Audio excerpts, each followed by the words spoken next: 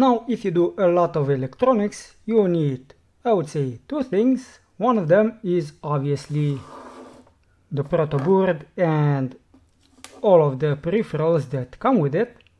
But once you have everything laid out, then you want to make a PCB or everything that you see and connect it properly. Now in this case I don't have a complex PCB, especially because this one was already made, so I just needed to make some connections, and I was lazy and used hot glue, but otherwise you would need to do some soldering. And if you have to do a lot of soldering, what you need is a pair of hands. Well, yours will be taken, so what you need is something like this. This one I believe I got on Amazon for about 10 to 20-ish dollars. And it comes with a bunch of peripherals and it's easy to assemble. And basically it looks like this.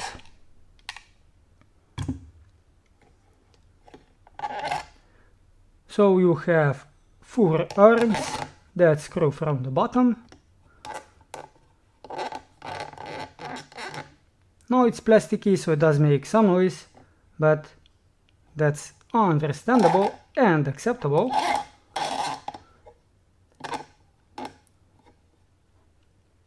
You get rosin. I think this is rosin flux. So it is rosin flux. It is solid. I just put my soldering tip in a bunch of times when doing the job.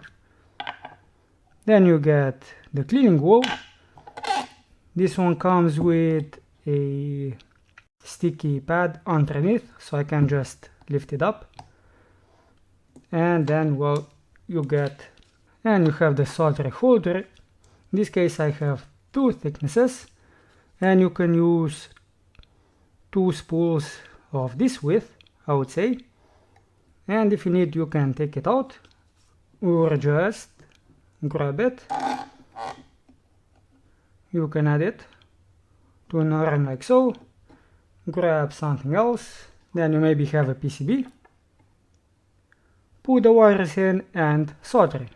Easy as that. If I had to do this on the table with nothing to hold it, this would be a pain in the butt to do.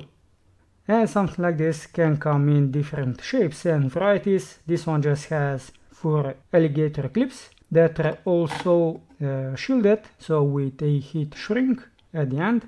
So in case you have some sensitive electronic, it won't damage it. But you could also get something that has maybe a lamp or also a magnifying glass, so you can see clearly. I have done some more demanding, well, at least demanding for me, soldering jobs, and I'll show that in a different video. Now the soldering job was successful, but the final project did not pan out as intended. Then let's see, can I test how much this holds? Well, it definitely cannot hold this, but it is quite heavy. An SSD with an adapter though,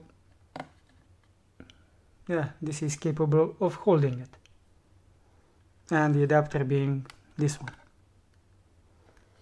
So I would say this is a pretty solid tool, and I would give it a thumbs up.